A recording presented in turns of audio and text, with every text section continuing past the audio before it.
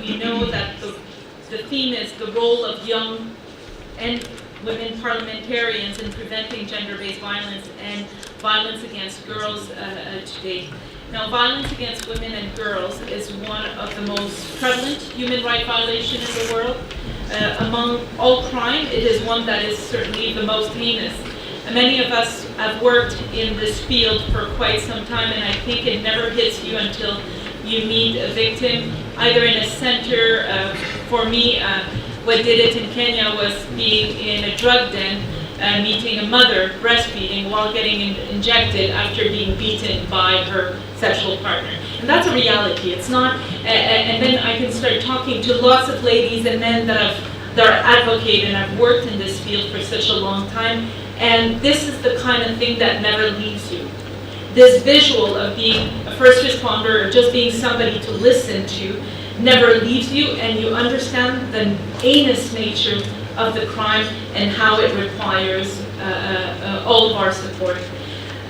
It's a crime that knows no social, economic, and national boundaries. It is worldwide. We estimate that 1 in 3 women have experienced at one point have experienced sexual or other forms of violence, and women are more likely than men to being killed by intimate partners and family members, and that is home. This is not some guy that you don't know that killed you in the street. This is your husband, your father, your partner, your child. This is what we're talking about.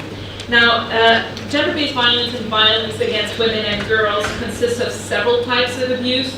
We're talking about physical, sexual, psychological, and economic abuse as well. And I think we always forget the two latter one, the emotional and psychological and the economic abuse that women suffer too.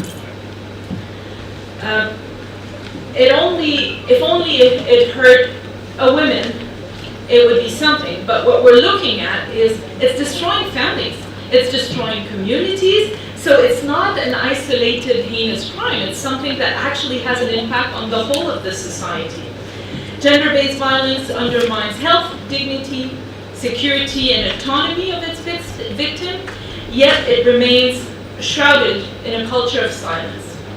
Now, it's a culture of silence, indeed. It's a taboo that society associates to GBV that drives UNODC to develop tailored, preventive, and responsive approach. We keep at it daily to make sure that we can potentially contribute in making a dent to curb the incidence of these crimes within the population for which we work for. Now, in the field of crime prevention and criminal justice, we work at enhancing the capacity of the police to be actors of change. We let them be part of the solution and respond in a way that is victim-centered. For example, we support legislative reviews, promote essential services for survivors, offer coaching to judges to improve criminal justice system.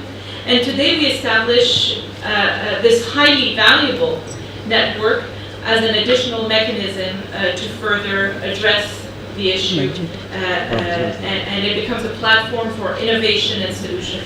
Now, parliamentarians are one of the 3 pillars of the democratic system. Once elected, they are the public voice of people. They represent, they have a duty, they are the duty bearers of policy development and implementation. And furthermore, it is the parliamentarians that have the duties to scrutinize the action of government and government system to guarantee the respect of the fundamental rights of people that they represent. What I do commit as UNODC is to continue to work closely with parliamentarians to end GDV. This year, UNODC launched its Africa Vision. One of the 5 areas to which we will be given priority is to make criminal justice system effective and accountable. In Nairobi, we have a team of dedicated experts led by Charity Kagwe, and they are certainly dedicated to delivering on this commitment of our vision. Our response will always be one that includes and addresses the needs of vulnerable and marginalized groups facing the hurdles when they are trying to access justice, whether it is whether they are victims, witnesses, alleged offenders, or prisoners. We deserve to be heard. We all deserve to be heard for justice to be served. It's a priority within the mandate area of UNODC to build the capacity of criminal justice system, increase gender sensitivity, a sensitive system, and train gender-responsive criminal justice professionals to strengthen crime prevention and criminal justice approach to violence and against women and girls. UNODC works on a gender-based violence. It has early roots, that's what I can say. Whether it be through our drug, HIV, human trafficking work, we've been working at it for quite some time. We've scaled up significantly our GBV programming in 2010 by supporting the Criminal Justice Initiative, producing global reviews, and the latest one being the global review on the impact of COVID-19 on the criminal justice system as it relates to GBV and VAWG. UNODC is committing to always offer victim-centered approaches in our program and policy. And I want to talk about this victim-centered approach. I like to talk about survivor-centered approach. I think that women and girls that have suffered at the hands of others are survivors. They survived the abuse. They survived to continue forward. And we're looking at survivors to be also actors of change and people that can contribute to the development of responses that actually respond to their needs. They can tell us, where did we miss it? How were we not there to provide the services that we needed? Because women suffer in silence. As we know, girls suffer in silence. So what is it we're not delivering for them to stop the silence?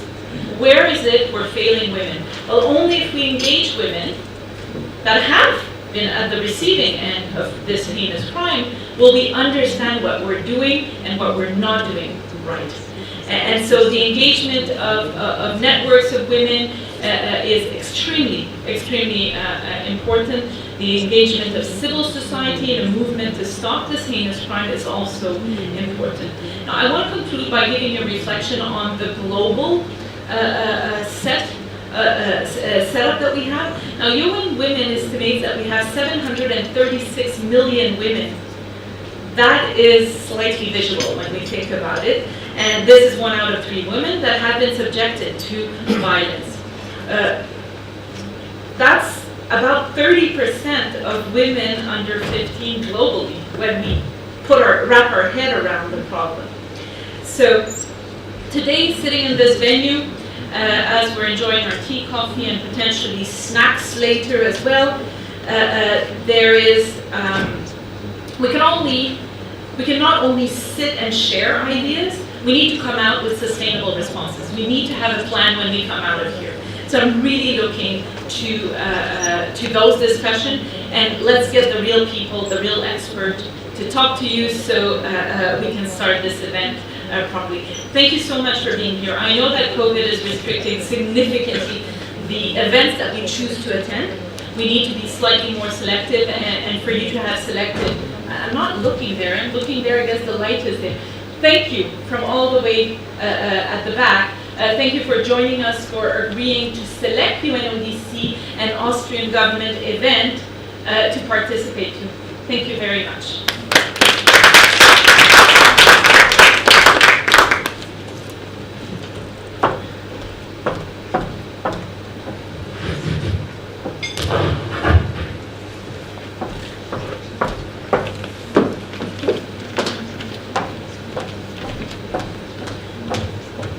Thank you very much, Mr. Breton, for your remarks. A round of applause, please. Next up, we have His Excellency Christian Fellner, Ambassador of Austria to Kenya. The floor is yours.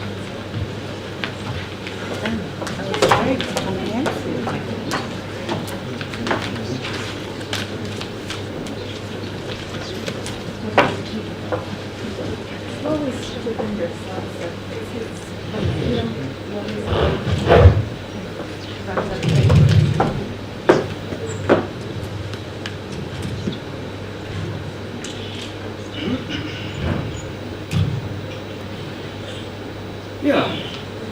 Good morning.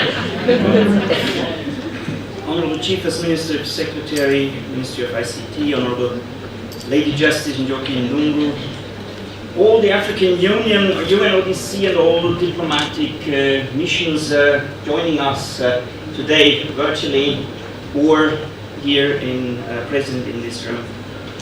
Honorable Korea Kimani, Member of Parliament, Chairperson of the African Young Parliamentarian Network, Honorable Esther Passaris, Member of Parliament, all honorable members of the National Assembly here, and distinguished guests, all protocols observed, as you say in this country.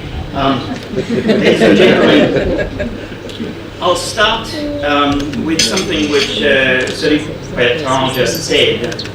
It's a problem of the whole society. We have a societal problem, we don't have a women's problem. We have a societal problem, it's a problem of all genders. Now, we had some nice music here. Do you like music? Do young people still know Tina Turner? Yeah. I really like Tina Turner's music, the strength, the power she is showing on stage. For me, Tina Turner represents the image of a powerful woman. Now, this woman was battered by her husband Ike for years. Now, what does that mean for us? Now, I'm not an expert. Sorry. The same is true for Charlize Theron. She was beaten by her father.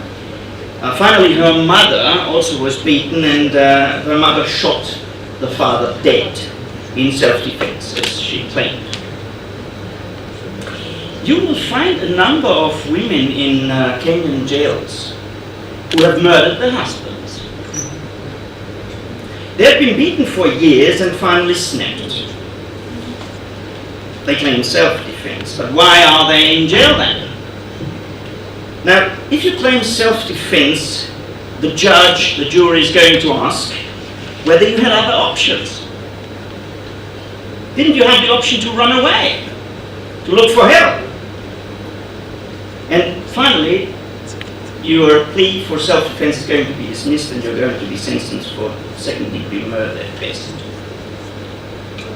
I know cases of this. Now, what does this mean for us here?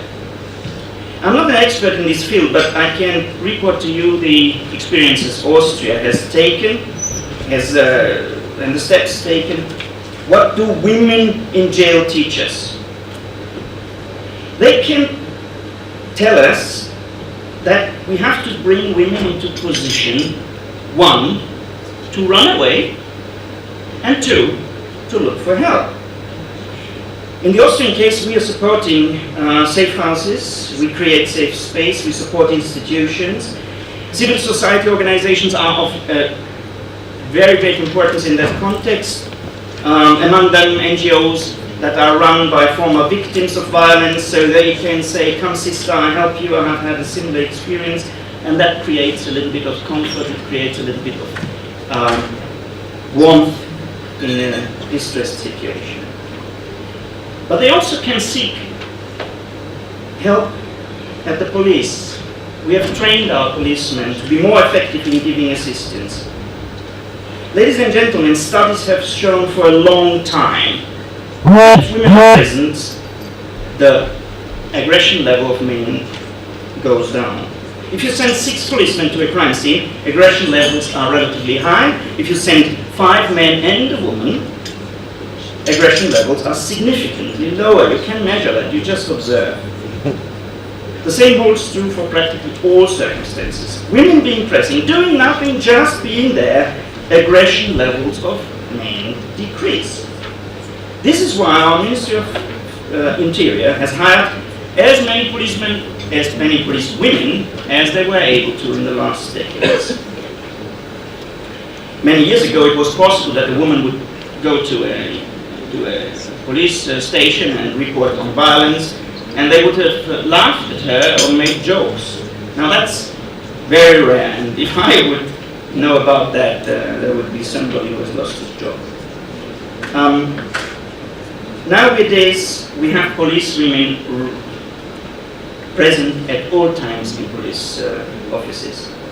whenever a woman is entering a police station and is even starting to say something about violence, policemen would immediately have to ask a police woman to take over, and they might alert the police psychologist to come and assist. Ladies and gentlemen, there's another thing Sylvie Bertrand already said, that's a taboo subject. If we made an experiment in this place and we were to ask all those to raise their hands who have had an experience of violence, nobody would raise the hand. I'm not trying, but nobody would probably raise the hand. Why is this so? Because it's really something people don't like to talk about. Victims of rape rarely report to police, we know that. But figures are going up. And that doesn't mean that there's more rape, it means that there's more reporting on rape. Or as one of my most beloved teachers of statistics say, statistics is like a bikini. It shows a lot, but it hides the essential. Always look at statistics very carefully. Rape cases going up might mean that more are reported, and this is good. Now, again, what can we learn? We have to teach women that there is help. We have to inform them. There's awareness raising. In Austrian case, we have women hotlines, a lot of them. And we are very fond of public transport. Everybody who has ever been in Vienna knows that you don't use a car in Vienna, you use public transport because it's very fast and safe. And in almost all buses or streetcars you would find a place where it says women hotline, this and that. And even to talk on the phone is already something relieving for a victim. Police force has been trained, female investigators are doing their job. And, very important for the justice system, our victims do not have to sit in the same room as the aggressor. They are on a screen to give their testimony. Women's organizations would help psychologically and in legal issues. And of course, we also have our schools are training. And we might all agree that schools are the first thing we have to go into to teach our children that violence is just not a way to communicate. It's not a way anymore. It might have been before, and you might have been raised in another manner, but today we don't need that anymore.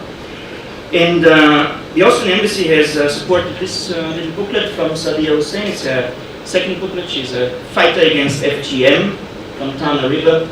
And this small booklet is something like a very short introduction in what can be done if there is violence or abuse from anywhere. Even boys are mentioned in here. Sometimes boys are victims of sexual violence. Yeah? So we go to schools, but as Sylvie Bertrand has said, it's a problem of our society. We have to accept that criminality is part of our society. Yeah? And if we look at it realistically, we'll never get rid of criminality as such. So we should look at the other side of the coin, involving former perpetrators. It's useful to talk to criminals and to potential criminals. Why? We cannot only learn from women who are in jail, we can also learn from men who were sentenced to serve time. For example, a friend of mine who studied psychology at the same university as me, she is a prison ward. She is working in an institution for long-term serving inmates. And one of the rapists came to her and said, "Ma'am, when leaving here, I would like to have an electronic ankle bracelet after release." He argues that he would always know that whenever he commits an offense, police would immediately know where he is, and that it was him, and he feels safer with this ankle bracelet. So let's change a little bit our laws and make it possible, because at the moment we can't put an ankle bracelet on somebody who is already released from jail. Talking to criminals may not be sexually attractive, but we have made the experience that you can learn a lot from them, and based on scientific findings, design better politics. let us not forget that criminals are human beings. The person, the woman or the man who has done something wrong is supposed to be reconciled with society. So society has to give a hand and give the chance to this person and motivate this person not to be criminal or to be less criminal. Again, this idea is not liked by the general public, but as one of Austria's most famous police presidents once said, if we render a robber into a thief, this is a success. So, it will be necessary to work with men, and men are not all the same. We have to work with aggressive men to become less aggressive. We might not be able to transform them into saints, but we might teach them to release their aggression in a less destructive way. Again, I'm not an expert in that field, but I know that we have a lot of anti-aggression trainings, and they are working. In the end, ladies and gentlemen, my government is very pragmatic. Our politics is strongly evidence-based and not emotion-based. Oftentimes, political measures are useful as a means to an end, even if you do not like the measure on the surface. So don't judge a book by its cover. Let us come to the question what politics can do and what modern politics, what you young parliamentarians could do. Now, scientists have an advantage in that context. They are just looking for the truth. Politicians have a problem in that context. Yeah? One evening, I attended an excellent presentation by an economist who analyzed our budget. And she explained, you know, budget is politics in numbers, right? It counts who gets which money for to do what. Huh? And she explained really well how we should raise taxes and how we should spend the money, and it was very enlightening, it was useful. When it came to Q&A, I raised my hand and said, thank you. If I was God, I would now know what to do. But let's say I'm a prime minister and have to be re-elected. How am I ever going to implement these things? As a conclusion, I cannot but hope that you parliamentarians will be elected and supported by your electorate, even if you try to implement politics that are evidence-driven and not emotion-driven. And that's quite difficult, I admit. So, this being said, the Austrian government has supported quite a number of initiatives here. We have, Kenya is not a target country, but we still have a lot of money in the pot against FGM. We are supporting safe houses. We are supporting an organization which is called HEART. It's fighting against trade in human beings. And of course, we have a long-standing cooperation with UNODC, who are the real experts in the legal field. And we thank you for that cooperation. I really trust that we are making the world a little bit better every day. Like that. Thank you very much.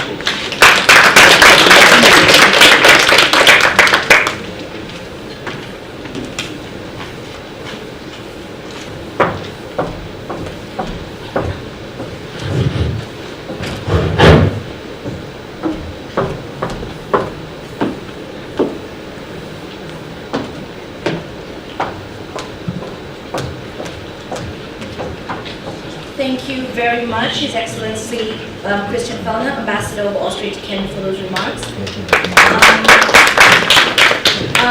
I would now like to call to stage Honorable Lady Justice Njoki Ndung'u.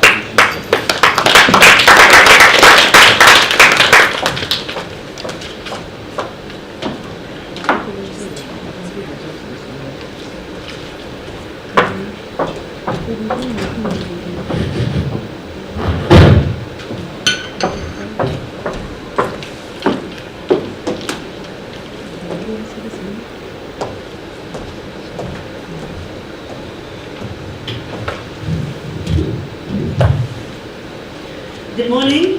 Good morning. Let me recognize the Deputy Regional Representative of UNODC, the Ambassador of Austria in Kenya, Mr. Christian Fellner, our CAS from the Ministry of Information and Communication, our youngest CS actually. Members of Parliament from Kenya, my sister Esther of the Kenya Women Parliamentarian Association, my brother Kulia of the Kenya Young Parliamentarian Association, our brothers from Ghana, Nigeria, parliaments, all protocols observed. I came here on behalf of the Chief Justice of the Republic of Kenya, Martha Koome, who had been asked to come and speak, and she asked me to come on her behalf. She sends her greetings, and she sends, she states that she's together with you as we celebrate the International Parliamentarians Day. She sent me, of course, because your key theme on the role of MPs in combating gender-based violence is one of my favorite topics, as many of you know, and I feel very much at home being a former member of Parliament, a former member of the Pan-African Parliament, a former employee of the African Union, and as the member of the Sexual Offences Act 2006. Today I want to make an appeal to the members of Parliament who are here by present, and to ask that you prioritize legislation and policy in the field of gender-based violence. And I want to do so by giving you 4 really good reasons for why you must do this. The first reason is that violence against women, in particular, as a subset of gender-based violence, is a global crisis. It is something we must talk about.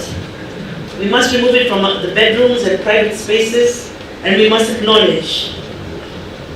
In this beautiful world of ours, 1 in every 3 women suffer from intimate partner violence.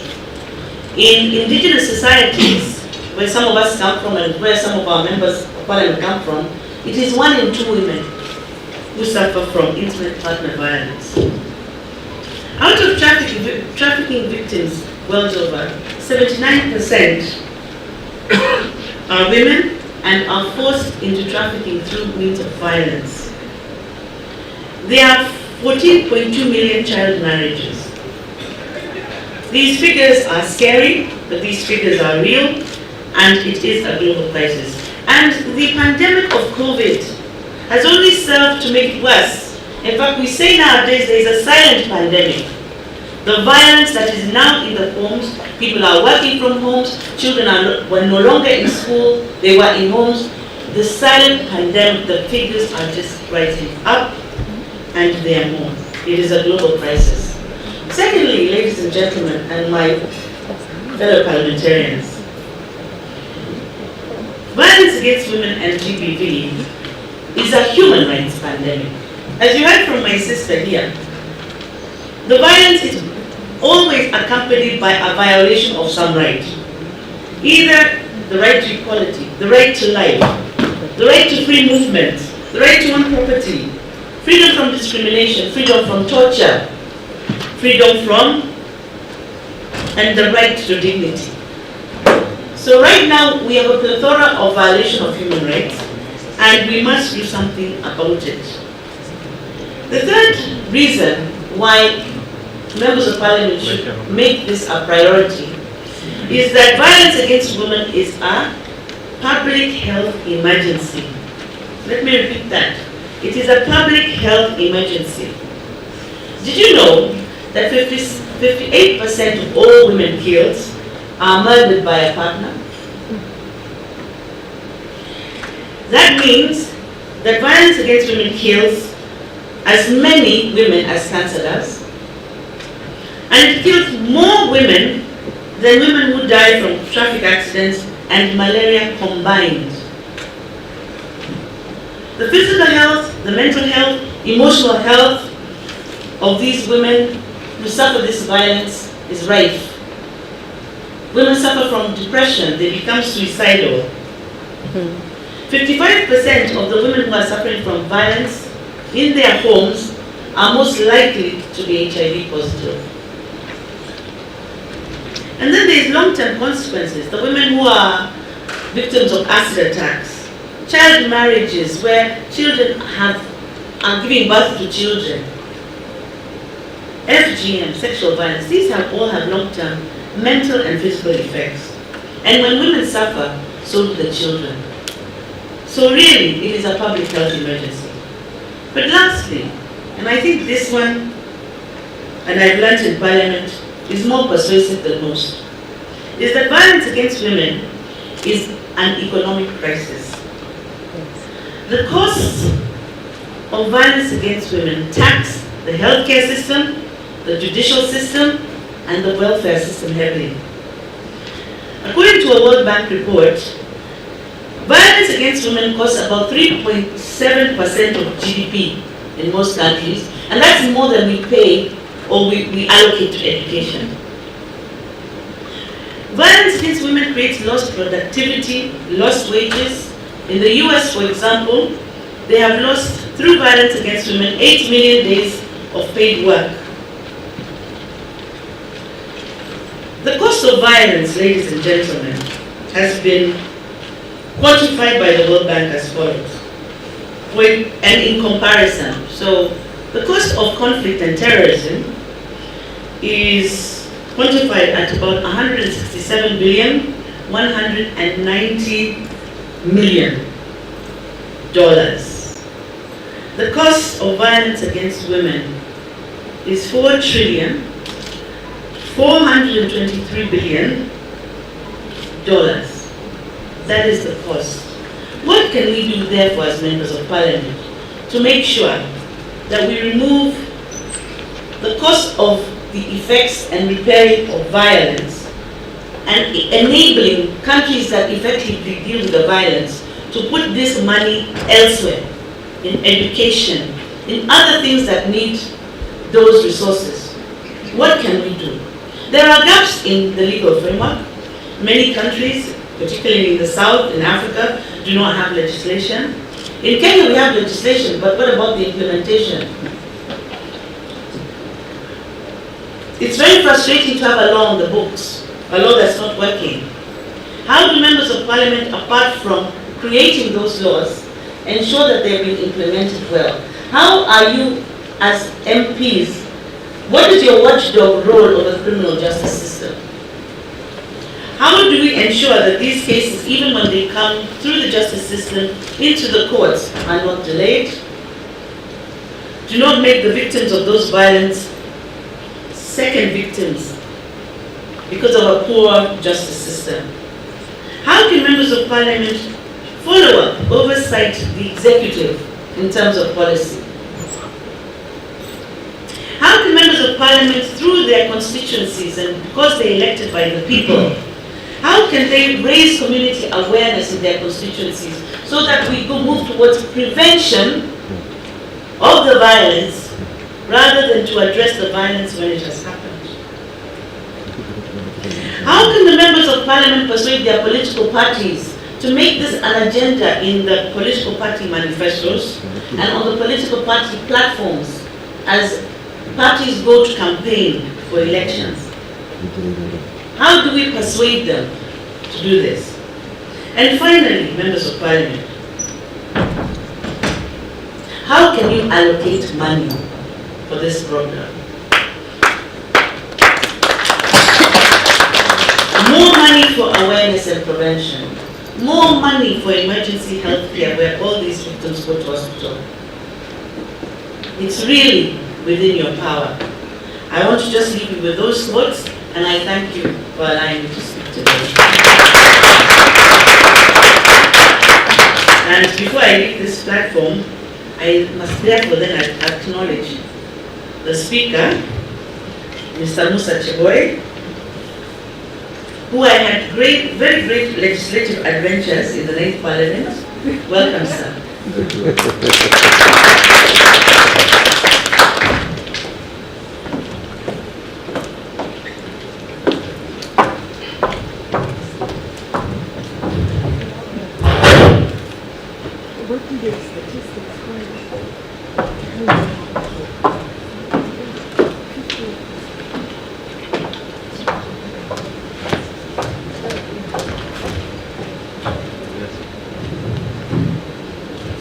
very much, Honorable Lady Justice Ndunguru. A round of applause, please.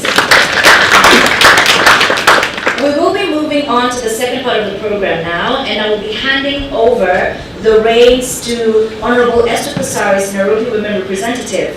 Now, Honorable Esther Pasaris, aside from being the Women Representative for Nairobi, is a Kenyan social entrepreneur, philanthropist, and politician. Honorable Pasaris has always been very vocal about the community and human rights. This makes her spend a significant amount of time with the community, doing mentorship programs and speaking engagements in social forums like Fatma's Voice.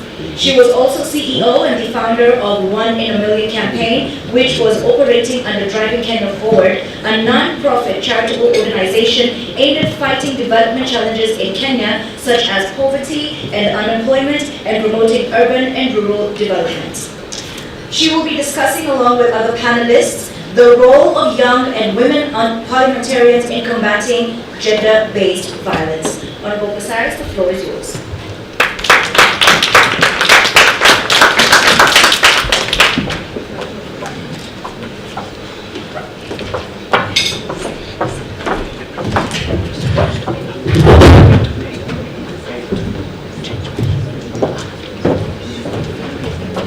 Okay, since we're really running out of time and we have a speaker that's in my panel that has to leave in the next 10 or 15 minutes, I'm going to avoid all protocols. We had so much time to interact with each other.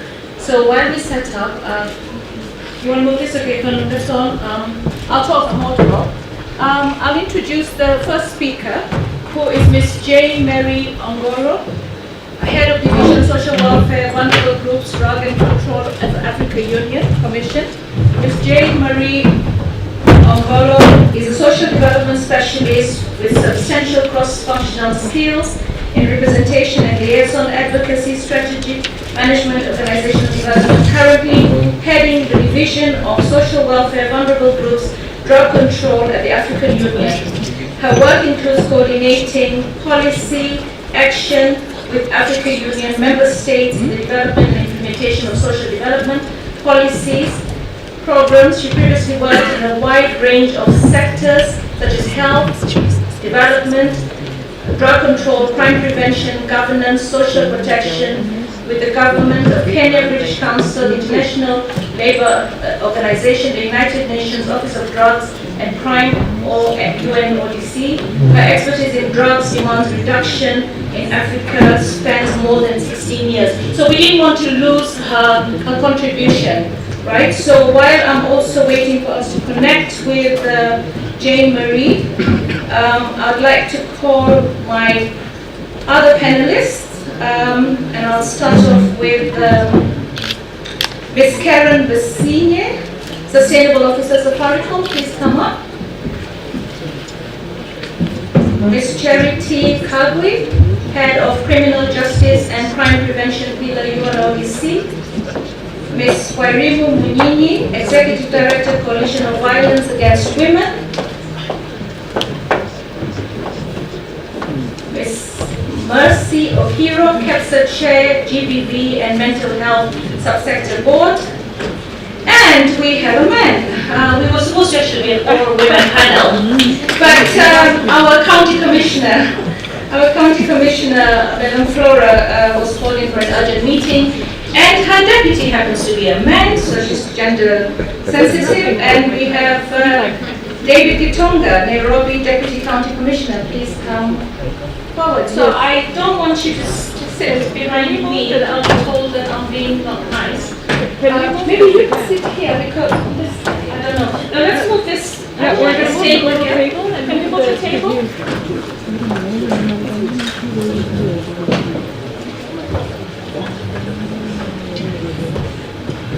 Okay, so my speaker's here. Oh, nice to see you, Mr. Speaker. The Chief Guest, huh? I'm jumping all protocols today. Joking Dungu, Chief Justice, yes. Representing the Chief Justice, I've got good wishes for you.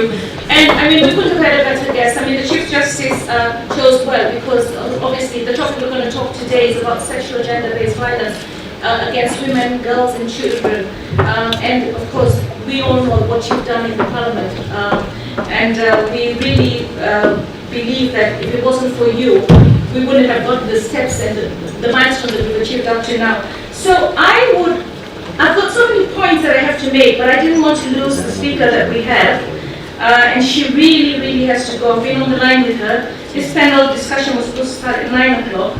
And because we are, of course, commemorating the Africa Parliamentarians, young parliamentarians today, and she represents the Africa Union, I wanted to pose the question. Do we have her online? We do. We do? We see her. Okay, so the question was, what is the role of Africa Union in preventing GBV against women and girls? What interventions have worked, and how can we join efforts with African young parliamentarians to complement these efforts? Good morning, Honorable Pasaris, can you hear me? Yes, I can hear you very well. Sorry, I know you have to go. I apologize, but we really wanted your comments. So if you could please talk to us. You can, of course, add whatever emotive feelings you have, because this is a very sensitive issue. And we as women understand that it's getting worse, especially since the pandemic. So I'll repeat the question. What is the role of the Africa Union in preventing GBV against women and girls? What interventions have worked? And how can we join efforts with African young parliamentarians to complement these efforts? You have the floor.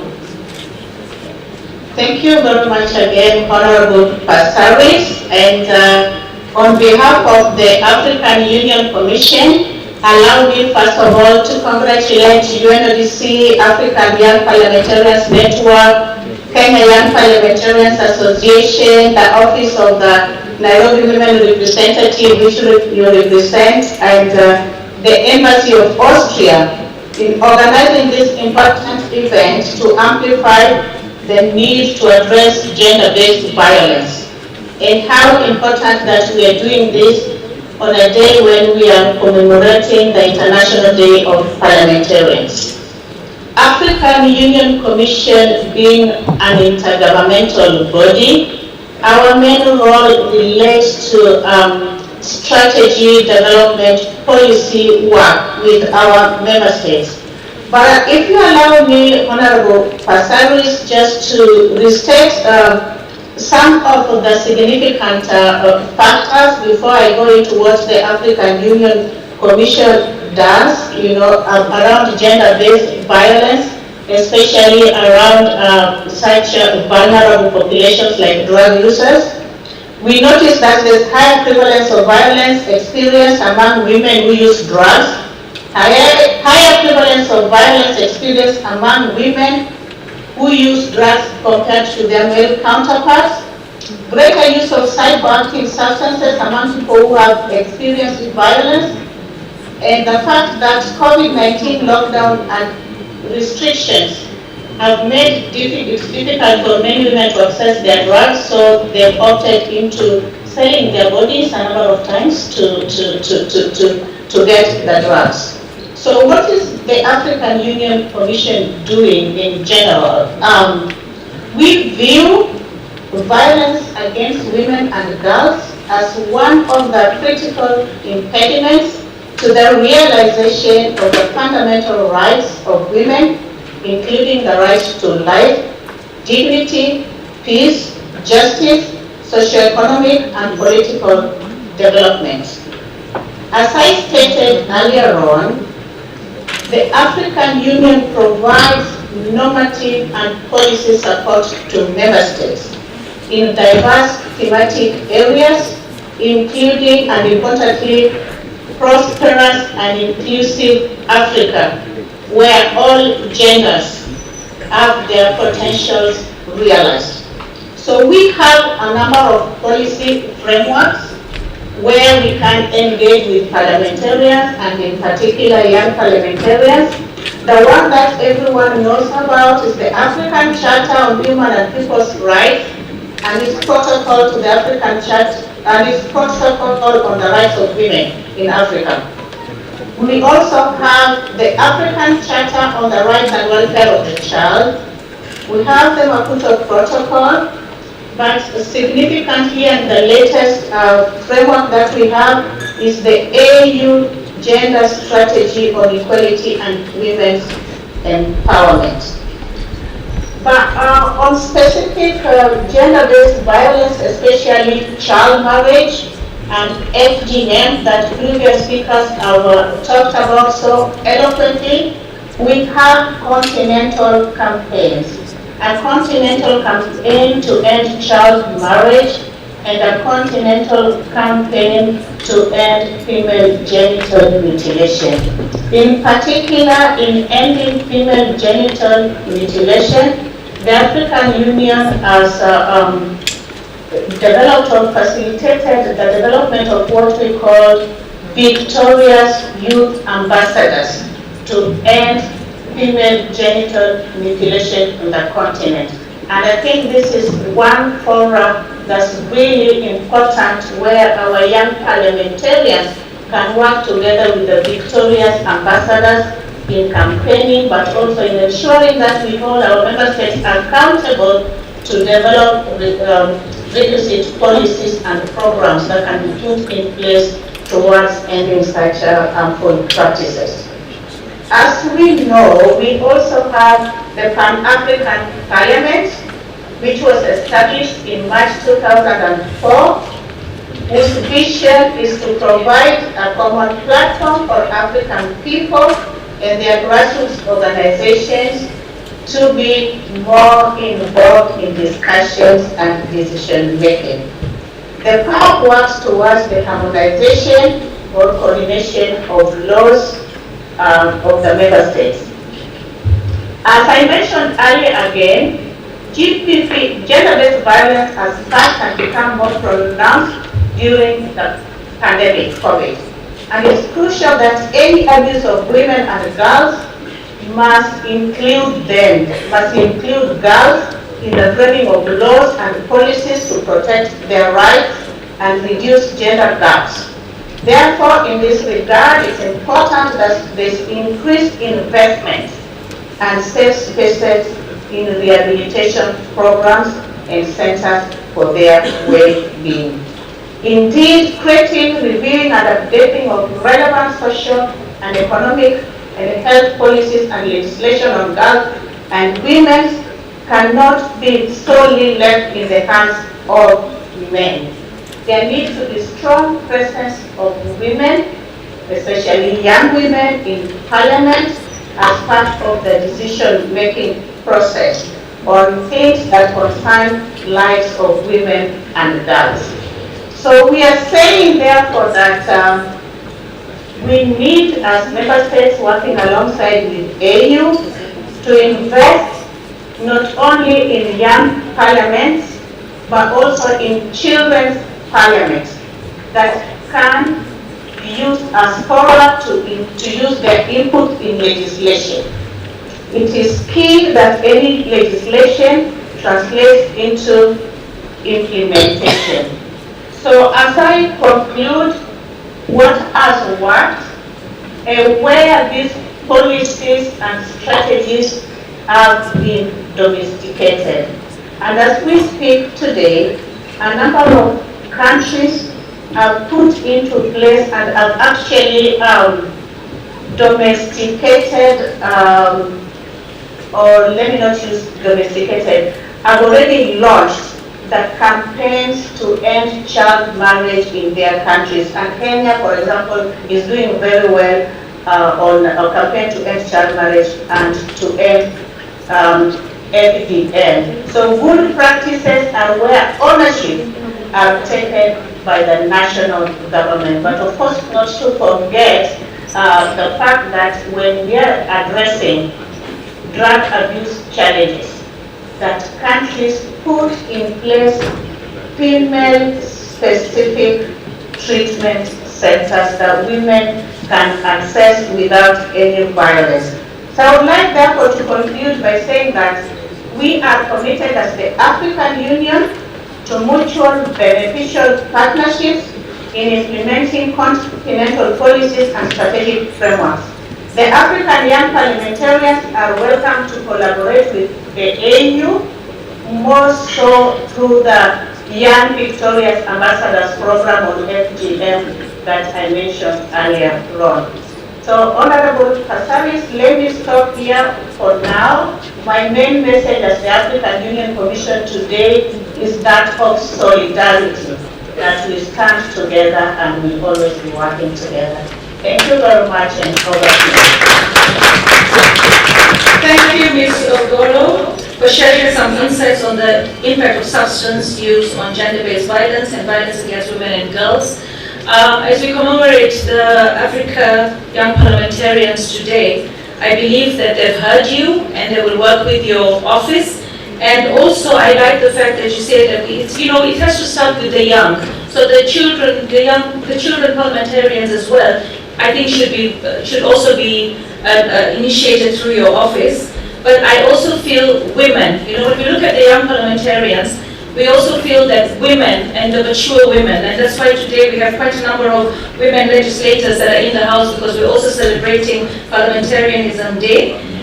So thank you very much. We'll allow you to leave. I'm under pressure today because most of my panelists have really overstayed. So we'll go into introducing the next panelist who also has to leave. Ms. Karen Isiye, Sustainable Officer, Safaricom. Karen is a keen sustainability practitioner and corporate environment manager with 15 years of experience. Karen currently leads sustainability vision and ambition for Safaricom. She is passionate about the interplay between people, purpose and profit. Over the years, she has worked at the National Environment Management Authority, Safaricom, where she developed competencies in leadership, governance, strategic thinking, sustainable reporting, both global reporting initiatives and United Nations Global Compact, social policy, corporate environment management systems, integration and sustainable development goals into company strategies. She has served at various university councils, sits at the governing council of CAPSA as the vice chair of the environment sector board and is a strategic advisor on various boards. She has been recognized as the SDG pioneer by the Global Compact Kenya. So Karen, let me find your question because you've turned my panel discussion today. Okay, so I want to talk to you about a spike in violence against women and girls is often witnessed during complex emergencies, including large-scale infectious disease outbreaks, epidemics,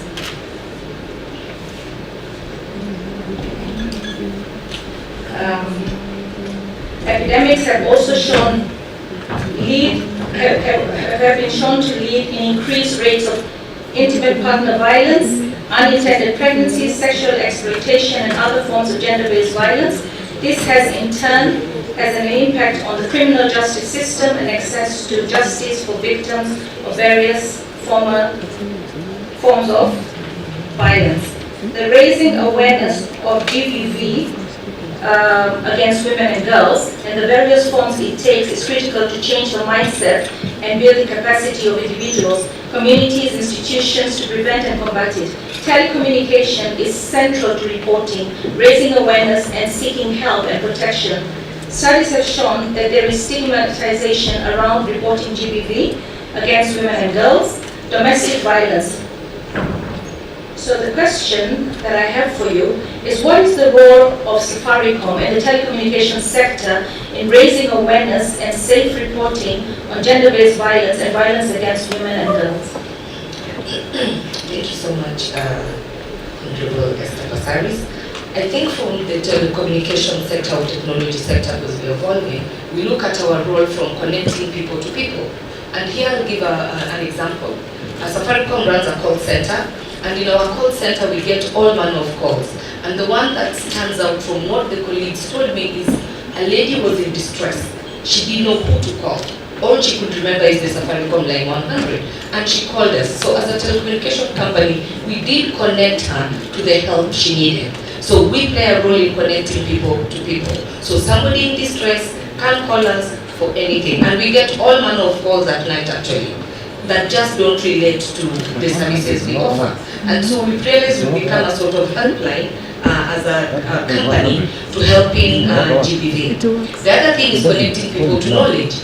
We do connect people to knowledge as a telecom sector, and we connect you to knowledge in terms of what you need to do in case you're in distress, in case of gender-based violence. We connect you to the right people, we connect you to what you need to do. But statistics show that in this country, from GSMA, a third of the women don't even have access to a device. So how do we bridge this digital divide when we say we are connecting to knowledge and opportunities? So that also slows down response from technology side. And I just want to say here that for us as Safaricom, Lady Justice Joki, thank you. She's the one who introduced us to GBV a few years ago, and Alberta of the Gender-Based Violence and Recovery Center, where we did a lot of work as Safaricom to support women and children who've gone through this traumatic, and even men. I think at one point, Alberta, those guys we were supporting within this program. So as a telecommunication company, other than using our network, using our assets, using our infrastructure, we also use our community investment money to support some of these things that happen across here. And I remember Lady Justice Joki gave us a very structured way for supporting our own employees, because we are a 6,000 strong employee company. And we develop things like 10 days paid leave, flexible working hours, shifts. If we need to move you from that place to another place, give you time to even relocate, give you money to relocate from this. So these are some of the things we've done in-house. But for the country, we have the gender-based violence line that we set up with Health Assistance Kenya. That is 1195. And through this line, we do give confidential help for GBV people who need help. Then we also have domestic violence helplines and rescue shelters that have been reporting to Safaricom and helping. Also through KEPSA, we have another line that you can reach us so that we can help you and connect you to help. We've also given out in these COVID times airtime, data, and that kind of thing to support all these helplines across the country, just not for gender-based violence, so that people can reach us.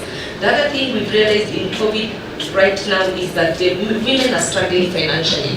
When we looked at our statistics, we realized that the men have more access to financial inclusion than the women, and so this is something where we are deliberately trying to work in this space to give access to smartphones to the people who don't have, so that they can get knowledge, they can get help, they can be able to be economically empowered, because an economically empowered woman is able to at least make certain decisions in certain times. When I look overall from the other side, I think what we've seen in some areas is fistula as another area where we work in, just to give women dignity, restore their dignity so that you feel useful to this society.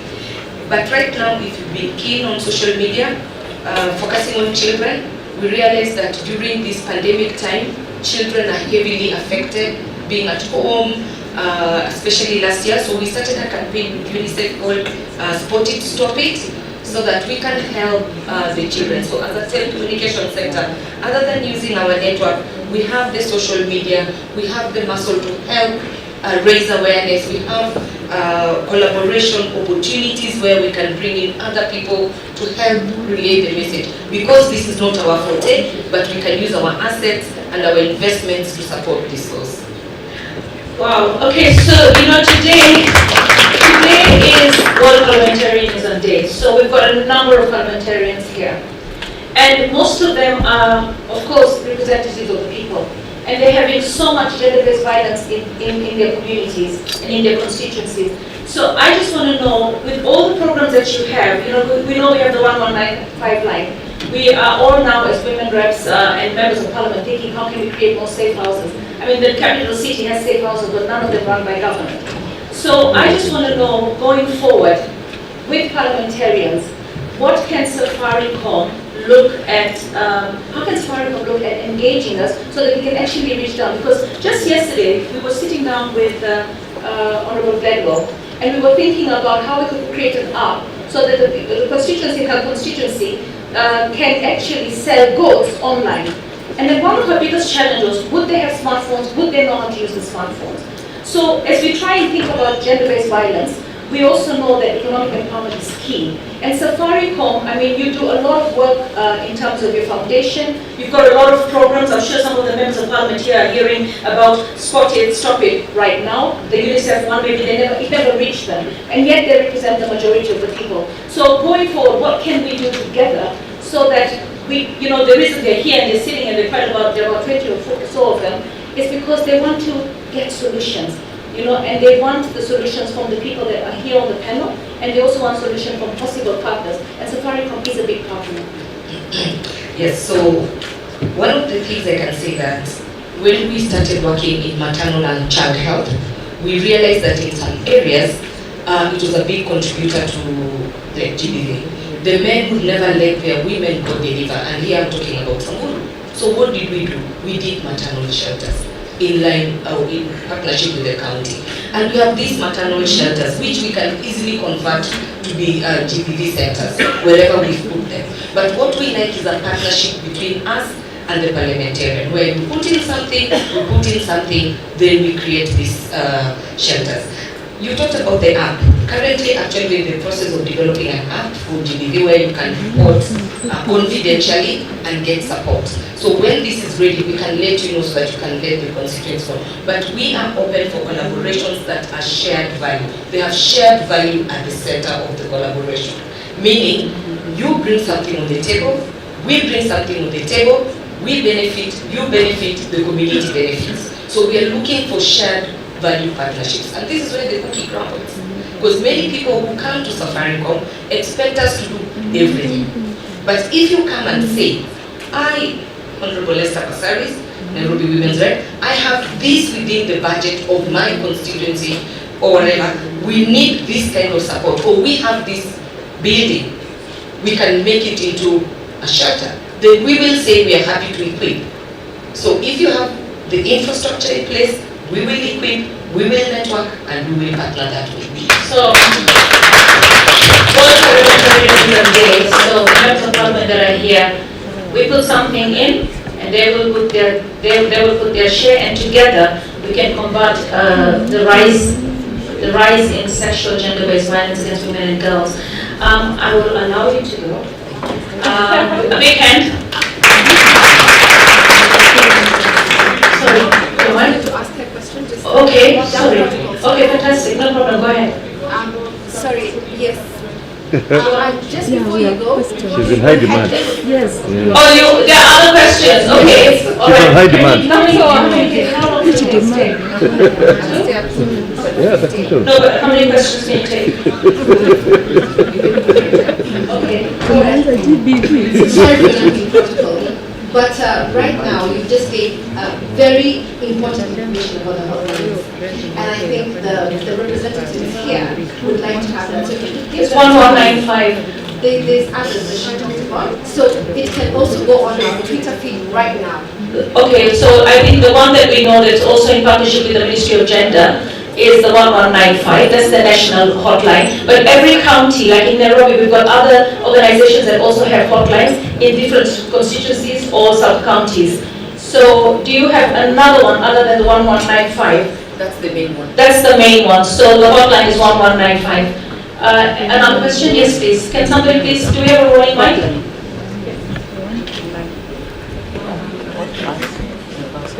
That's Dr. Pamela Odhiambo, the woman rep from Migori County. Wow, thank you.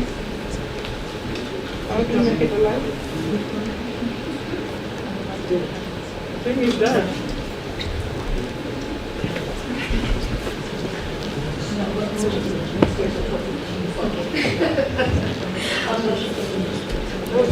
Yes. Okay. Thank you. Not pleasure, no?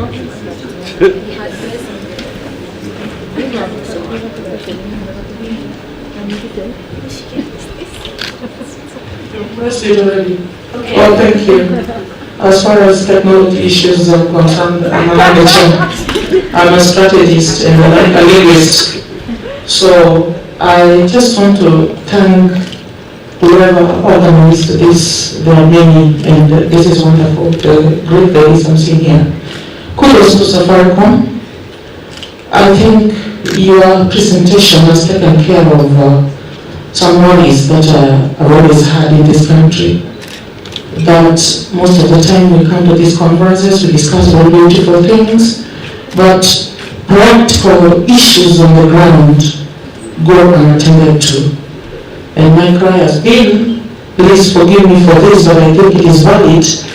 I would rather save some 2 million that we spend in Kinsey to take me to Koreland instead and do something that can help my girls. So thank you. I know I'm one beneficiary of your safe housing somewhere in Koreland. It is small, but it is able to house out about 15 of my girls. So thank you. What I wanted to say before you leave is concerning the partnership, like the example you're giving in Zamboro, where you're partnering with the county.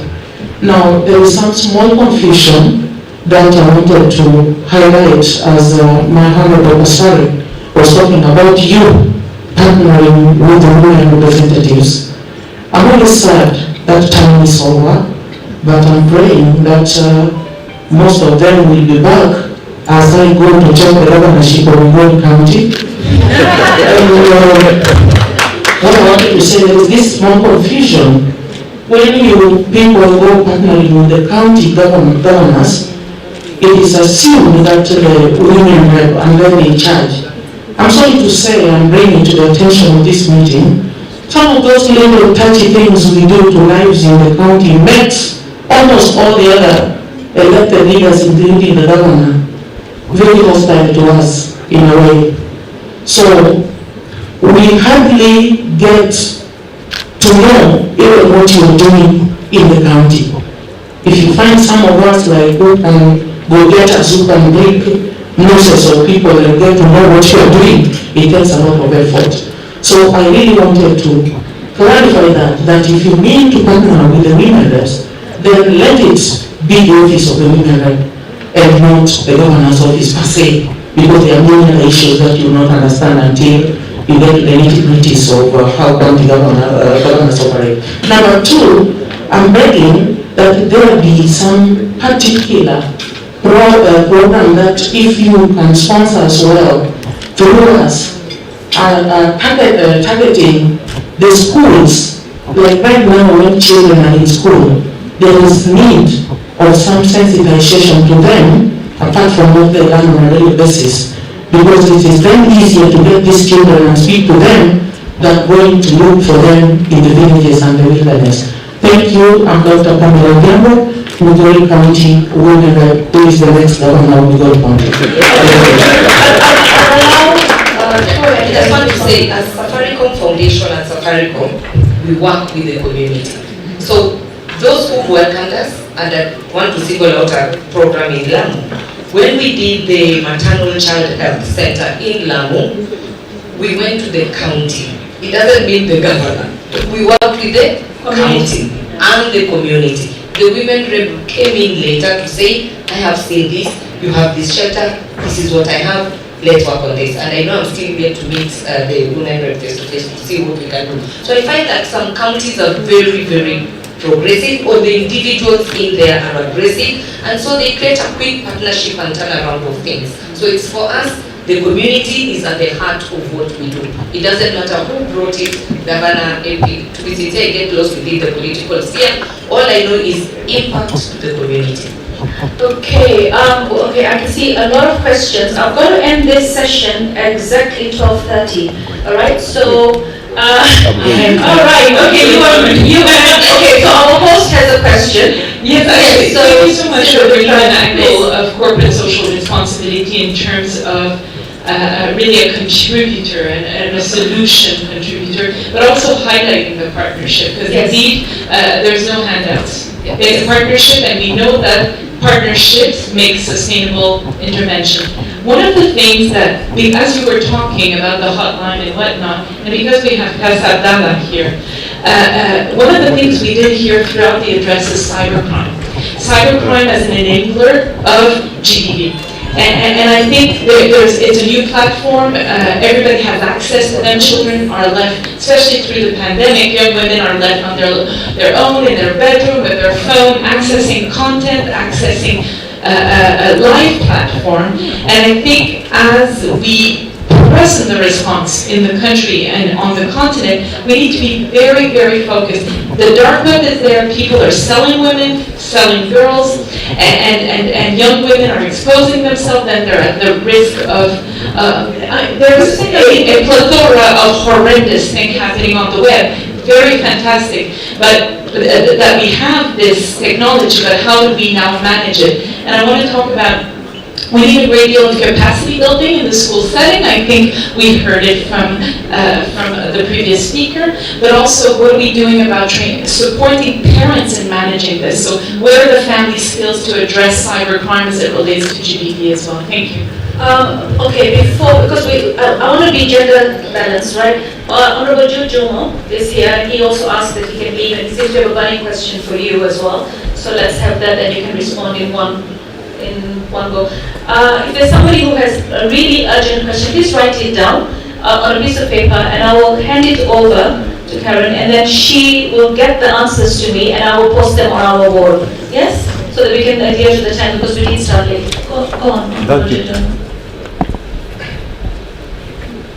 Okay. Not yet. Thank you, Mheshimiwa. It's under. No, it's under. Switch it. Yep. Okay. It's misbehaving. It's misbehaving. All right, it's there. Thank you. Oh, hold it upside down. You were good. Yes, you're over. Thank you, Mheshimiwa. It's Karibia. And thank you for your very good presentation. It has reminded me that when I was in school, somebody posted a picture at the back of the class. It had the, picture of a woman, and at the top it was written that in the old days, wife beating was an act. So, and then it was indicated the parts where you had to beat as a husband.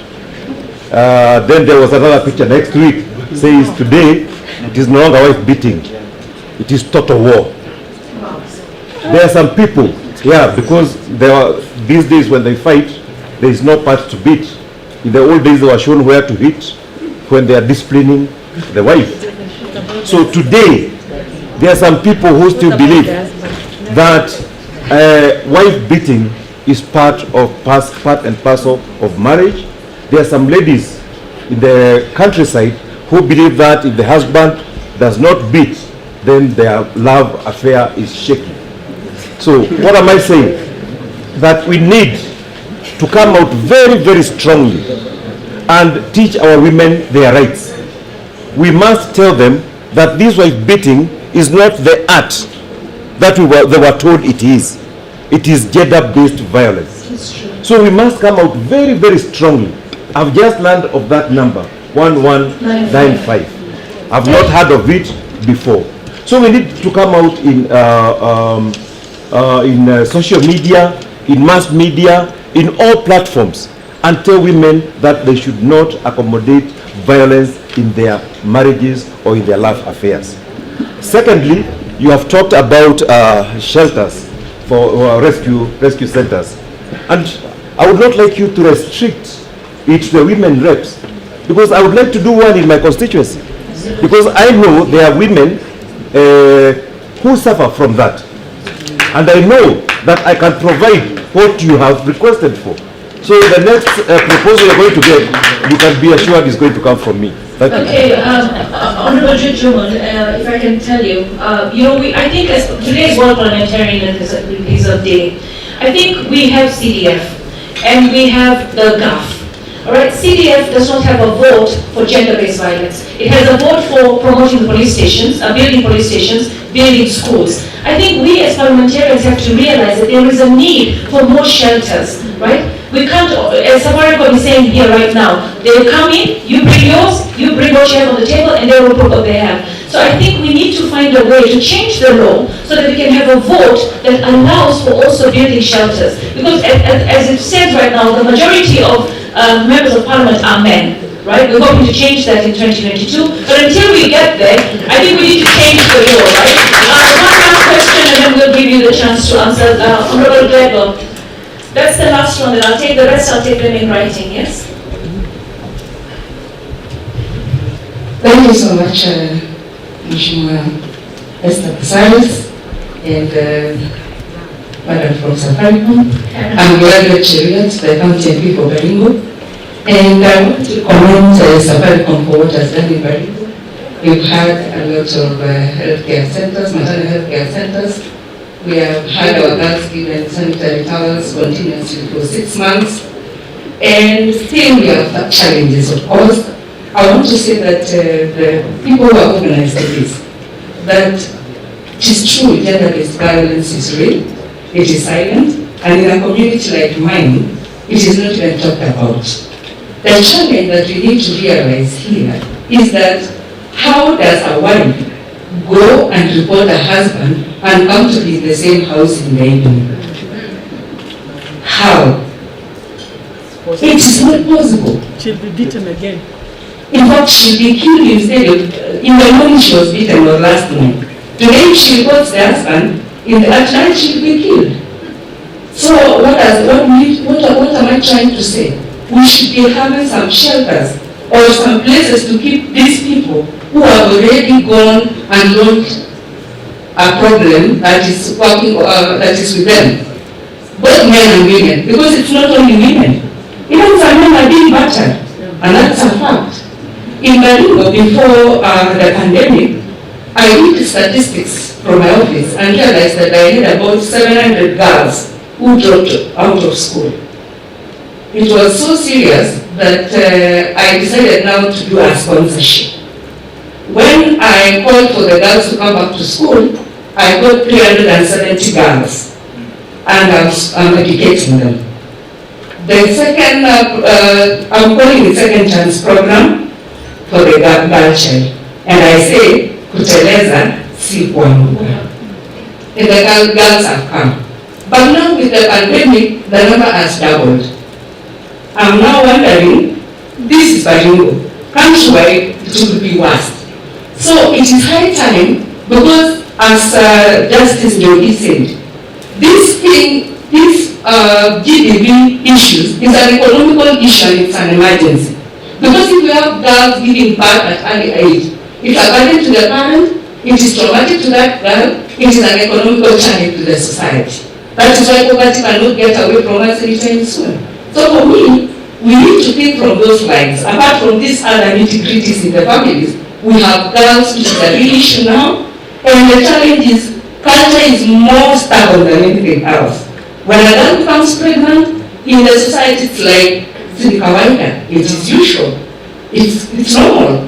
What msichana aolewe, and that's all. You cannot take that man to any court of law, because they sit down under a tree, they agree, and that girl gets married off, either to an old man or sits back at home. So even the laws that you have put might not work for our girls anytime soon. Not also forgetting that the young boys have a problem also. Because after we have realized that girls have dropped out of school due to pregnancies, boys have also dropped out of school due to other many things, drugs and so forth. So we have so many things we need to discuss. And as much as we talk about girls, we also need to talk about the boy. Because this one is the backbone of the society at the same time. And if we marry the girls well, who will marry them if the boy is not married? Thank you so much for your time. And for Safaricom, I'm sorry to comment that your 100 call is not going through. It is being handled by machine, not a human being. So we can't get you. Thank you so much. That's technology. Okay, Karen. So let me just say this. Thank you for recognizing what we have been in your different constituencies. In Baringo, we've done a lot. We are right now in Tiati. My team is giving Tiati right now. We are looking at telemedicine. And telemedicine will help. For now, we are focusing on children with Gertrudes. but across the country, we are working with Kenyatta. I think we'll start the pilot in Isiolo. So even people who need specialized treatment, GBV, fistula, whatever it is, they'll have access. So these are programs that are there. Keeping girls in school, you've hinted on it, and so we are working. We're just one company trying to do what we can do. I always say I wish there were 5, 6 Safaricom's, then the impact would be accelerated. But with you people there, making decisions on money, where money goes, let us see what you do. So make the right decisions for the communities you serve, and then we partner. If I pick on cyber is the biggest threat. I don't think my children will experience GBV in this form. Theirs is on body shaming, putting naked pictures online, that kind of thing. So we have a whole cyber security team in Safaricom in place, working with the law enforcement officers and that kind of thing. And I think we've even developed the digital OB so that you can report these things. So it hasn't been activated by nature of who we are as Kenyans. The policeman wants to write it down. And I'm not blaming anyone. Yes. So we are trying to accelerate this into a digital OB. So we hope with time I can be seated in my house, I've experienced whatever, I just report it digitally, it is recorded on the other end, so much training, capacity building, awareness is needed. But we are moving there, steadily, slowly, but we'll sure get there. Let's give her a big hand. Thank you very much. We allow you to leave. Okay, could I have the chair out of here? We don't want to see an empty chair. Okay, the chair is in. Okay, so I want us to go to another level. I mean, I think all of you saw the video of Hafsa, the lady from Isli who was kidnapped. We've seen that the people who kidnapped her were people that she knew, that misled her, and that did so much harm to her, right, so that they could extort money. We have to give a big hand to our police force, the DCI, the fact that they've already arraigned those criminals, the perpetrators, into court. So a big hand for the DCI and his team, because we need to see perpetrators arrested. And this case was sensitive. It was spreading through social media, and all of us were touched. And then many. Yesterday we saw women who were selling their children. So when we think of gender-based violence, when we think of a woman who's raped, a child who's defiled, a man who's sodomized, these are humans. These are human beings, just like you and I, having the worst experience, the worst nightmare of their life. So I want to take you to a quote by Maya Angelou. She says, each time a woman, so I'm going to say a woman, man, or a child, stands up for herself, himself, without knowing it, possibly, without claiming it, stands up for all women, men, and children. I've modified it a bit, because these human beings need us to stand up for them. And how do we stand up for them? Through legislation, through policies, through regulation, through resources.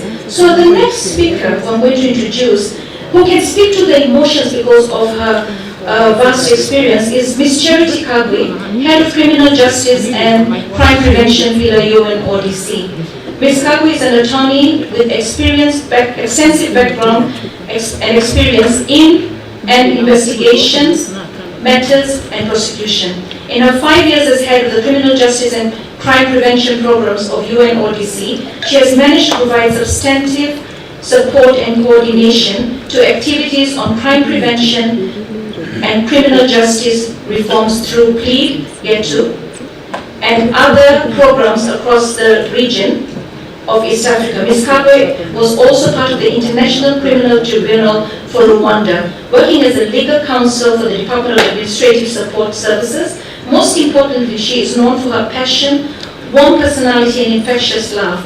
She is an inspiration, a mentor, and best example for women empowering women. I've seen her working relationship with Wambui here and the entire team. So please, let me give you the question. But I also want you to speak to the emotions.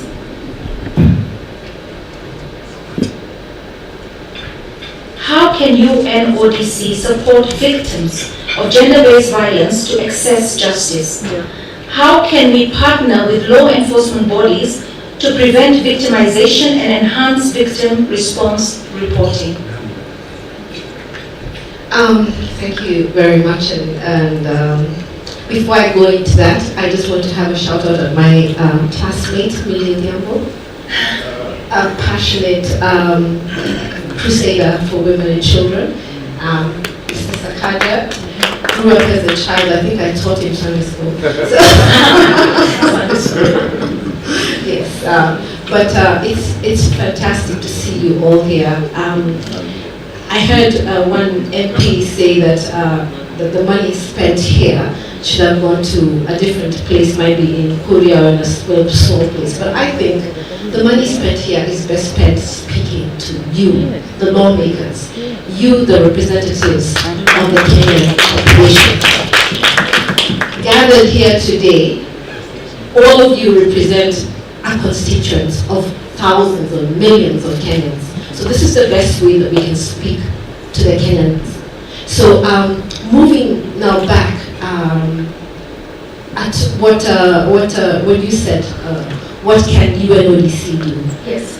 UNODC really is a body, an international organization that is a brainchild of member states. Right now Kenya is in the Security Council, and at a point that it can actually be discussing issues. And when I say this is important, every treaty that we have signed as a country should be activated now. And our work right now is to work with the criminal justice. Right now, my particular job, I work with the criminal justice actors. Most recently, we were working on building the capacity of police to, when they meet the victims of gender-based violence. I think the most traumatic thing is when you report, and you report to a person who has absolutely no idea how to handle this. We did this, and it's sad that the Safaricom lady has gone, but we did this on an online platform where we have trained over 22,000 police officers. What do you do? How do you gather evidence? How do you make sure that the evidence is not lost? That your story is told? And I think it's been very, very productive just understanding that the police officers need to know how to maintain the evidence. I think a lot of times you go there and critical evidence is lost if people around are not interviewed. We also have been working at reducing case backlog. Somebody here said you could have reported your case in 2018. It's one of the ones, I think it was Justice Lungu, one of the ones that is behind, it's left, and you keep coming to court and you get tired. You feel that your case has been trivialized. So we're working on with all the justice sector actors on making sure that this kind of case backlog does not happen and re-traumatize people. But now speaking to the parliamentarians and speaking to you right now, I think my message here is, of course, we are partners of the Kenyan government. But we are speaking to you again, what Esther Passaris has been talking about, legislation, policies, and you are the trail bearers. You are the ones who are holding the torch. And here we're talking about, for example, there's been a big talk about the judiciary fund. Is it time that we actually did put some money into the judiciary fund? Forget about all the other things that are political, but looking at what is being affected on the ground, the Kenyan woman, child, man, and especially now at this time when there is so much, when it has really been magnified during this pandemic, the vulnerability of the women and the children. So here, my appeal to you is use your platform. I see so many of you using your platforms for these voices, but now just appealing to you to use your platforms to speak out for these people, because as we say, they are your constituents who voted for you, but they are also the most vulnerable people in our communities. We will continue to work alongside with the criminal justice process in making sure that there is more 21st century application of evidence gathering, of training of judiciary officers, training of prosecutors, training across the justice chain, and of course awareness building within schools of boys and girls on how to avoid this kind of traumatization. So I think that should be what I should say now, and I could talk a bit more later. Thank you very much. Big hand, please. Because of time, I'm going to go straight to the next speaker. But before I do that, I want to give you some statistics. In April of 2020, UN Women reported that globally 243 million women and girls aged between 15 and 49 were subjected to sexual and or physical violence perpetrated by an intimate partner in the previous 12 months. Less than 40% of women who experience violence report these crimes and seek help of any sort. Violence against women and girls is pervasive and widely underreported. One of the biggest impediments of human development is the marginalization and exclusion of women and girls with violence, be it physical, sexual, verbal, or psychological.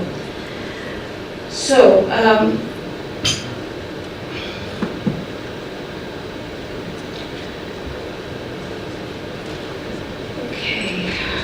let me go to the next speaker, who is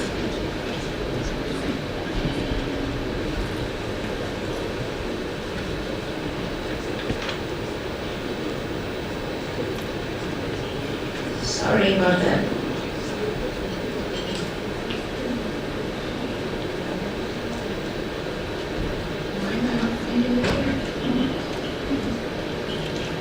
Okay, Ms. Wairimu Munyinyi, Executive Director, Coalition of Violence Against Women. Ms. Munyinyi Wahome is an advocacy and policy specialist with over 16 years of international experience, including Namibia, Somaliland, Sierra Leone, and most recently Kenya. In these countries, Wairimu has served in various roles, including advocacy advisor, mainstreaming coordinator with Concern Worldwide, country advocacy manager with Oxfam, where she also briefly served as an acting country director. In Kenya, Wairimu has served with the Norwegian Refugee Council as the regional advocacy, protection and communication advisor for Eastern and the Horn of Africa and Yemen. She served with Oxfam in Kenya as the programs director. She strongly believes that for African countries to move in the next frontier of development, they must firmly embed the rights of women and girls in their interventions by ensuring that they are protected and safe to contribute to development processes in their personal and public spaces. So, having given you the data,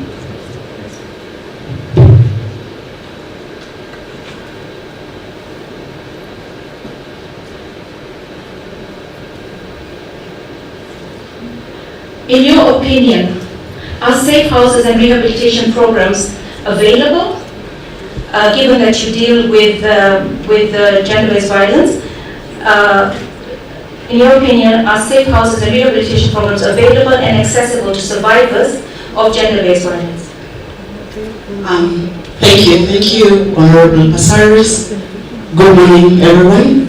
So I think we've already discussed a lot in relation to shelters and safe spaces and safe houses in Kenya in relation to providing support for GBV survivors. So one of the things that Dr. Pamela said was the importance of action. And so my response to this particular question, so that we don't belabor the issue, is if you are not planning for it, if you are not allocating appropriate resources for it, then safe houses and shelters will not happen.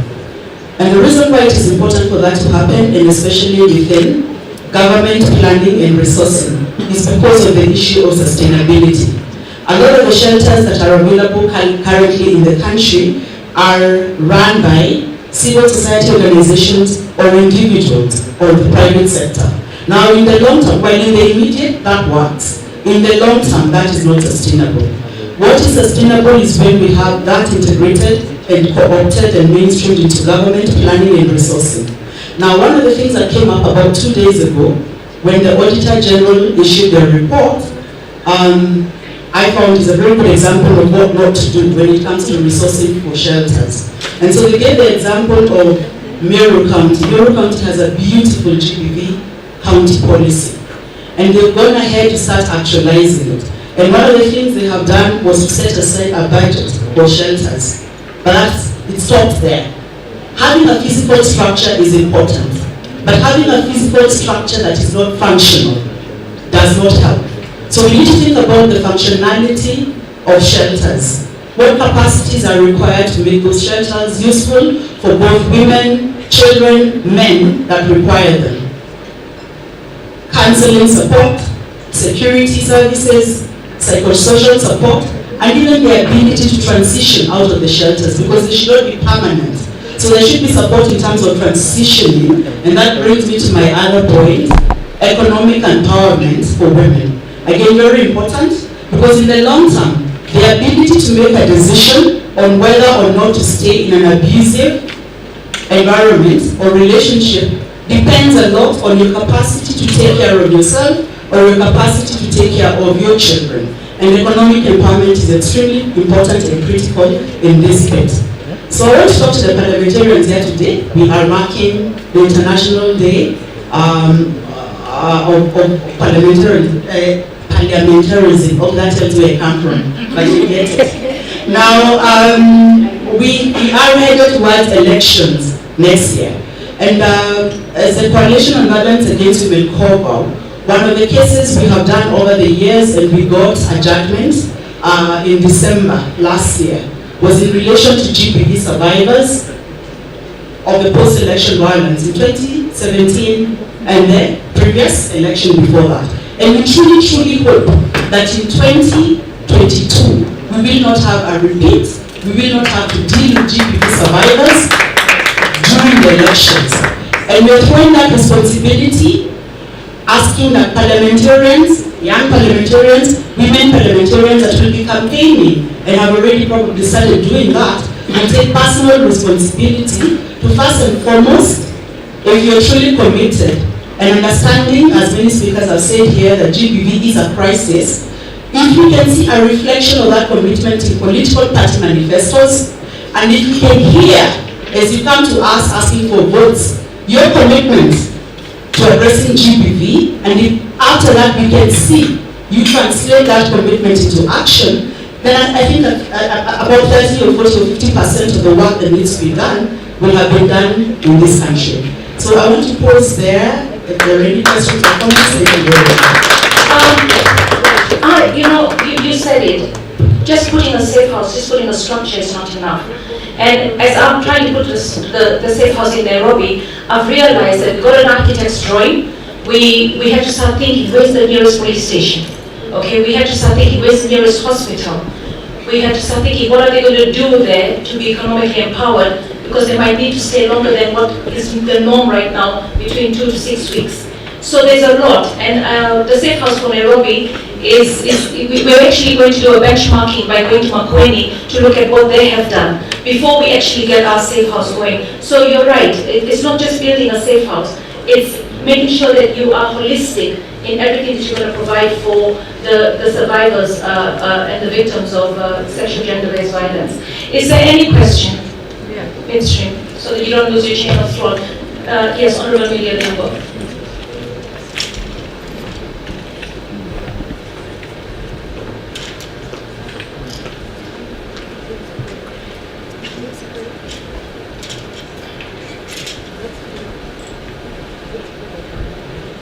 While we're getting the mic to work, is it?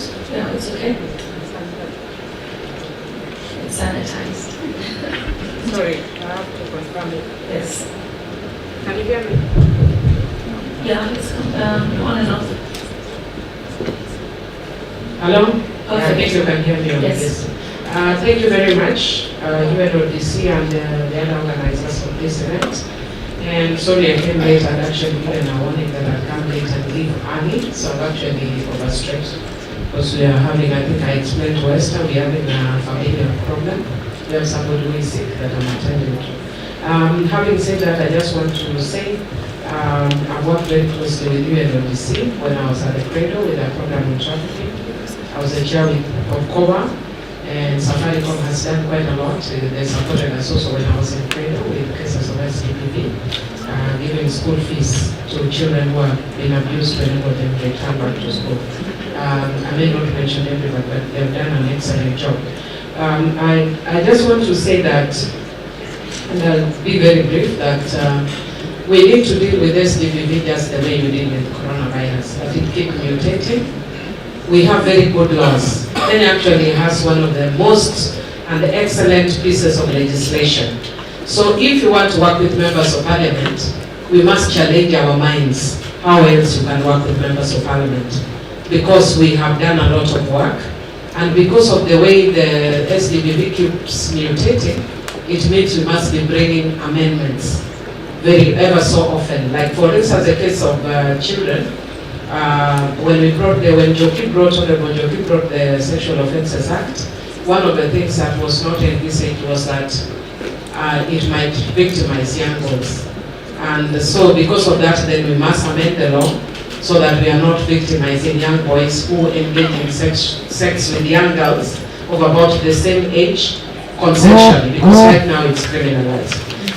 What about now when we are dealing with issues of COVID-19? The same manner.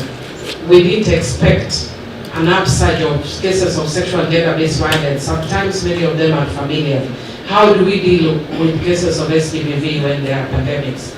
So those are some of the issues that we need to look at. But beyond that, I think we can also look at partnering. I was actually challenged myself and a little bit embarrassed because I'm a champion of women and children. And we were looking at some building recently, not from our constituency. Actually, I want to thank the director of CCK that when we went at that, we were launching this program where they provided a facility for their lactating mothers.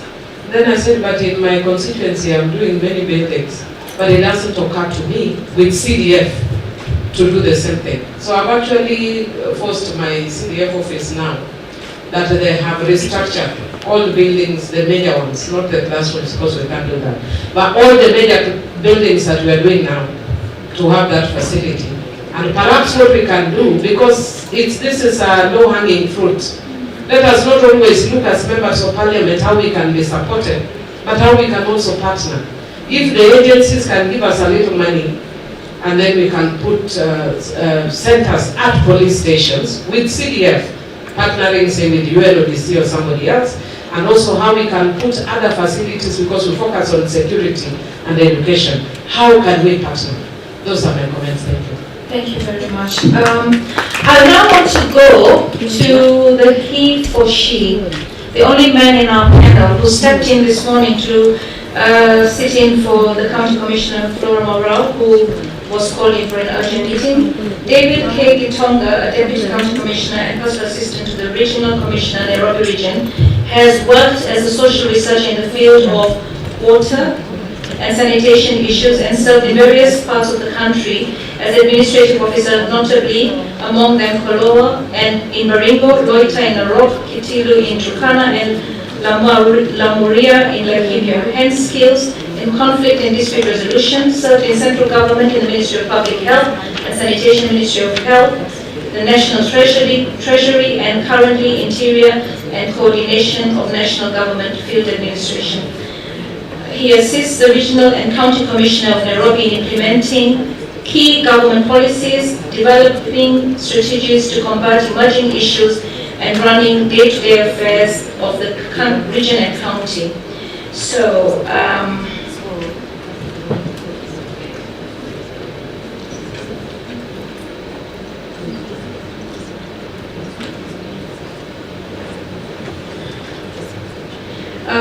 UNODC carried out the Urban Safety Governance Assessment Report in Malaria in 2020.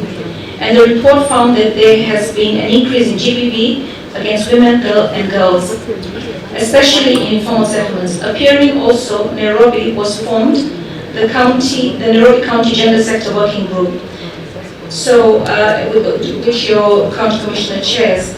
The question that we have is, what is the role of county governments in preventing and combating gender-based violence at a local level? Thank you, Honorable Pasaris. Good afternoon, ladies and gentlemen. I'll start by saying that administrators are normally called jacks of all trades and masters of none. But for this one, I would want to say that we are masters of everything. Whenever there is an issue that needs to be addressed and a solution found, you just go back to the administrators. Go to the politicians, we have to do it if a solution is required. One of the key issues, it is true what Mheshimiwa said, gender-based violence is real and alive and living with us, and more so in Nairobi. Most of the people we know, they live hand to mouth. Majority of the people, if we talk of informal settlements.